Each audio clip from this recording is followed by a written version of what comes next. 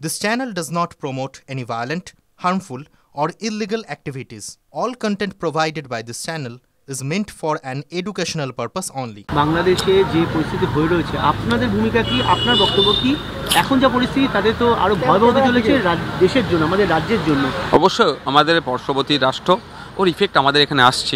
আবার আমাদের ঘটনাচক্রে আমাদের দুটি আমরা বাংলা ভাষাভাষী, আমাদের একটা যেন একটা আবেগ কাজ করছে, যেটা বাংলাদেশে হচ্ছে কোনোভাবেই কাঙ্ক্ষিত নয়, এটা অবিলম্বে বন্ধ হওয়া দরকার।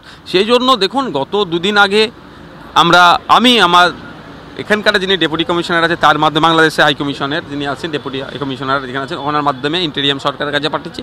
আজকে আমাদের পক্ষ থেকে ফিজিক্যালি ডেপুটি কমিশনারের অফিসে গিয়ে তাদেরকে বলা হচ্ছে যে এই হিংসা বন্ধ করা হোক।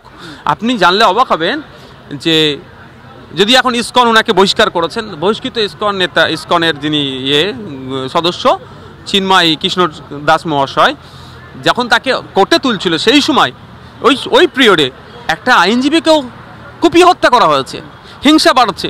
তারপরে শুনলাম নাকি ধর্মীয় স্থানে আঘাত হয়েছে।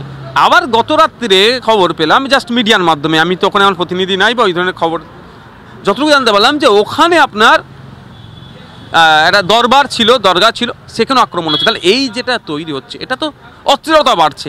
এই অস্থিরতা বন্ধ হোক, এটা আমি চাইবো। আমাদের পড়োশী দেশ এবং আমরা বাংলা ভাষায় কথা বলি, ওরাও বাংলা ভাষায় কথা বলে, ফলে আমাদের একটা আবেগ, সেই আবেগের থেকে দাঁড়িয়ে আমি চাইবো দ্রুত শান্তি ফিরে আসুক।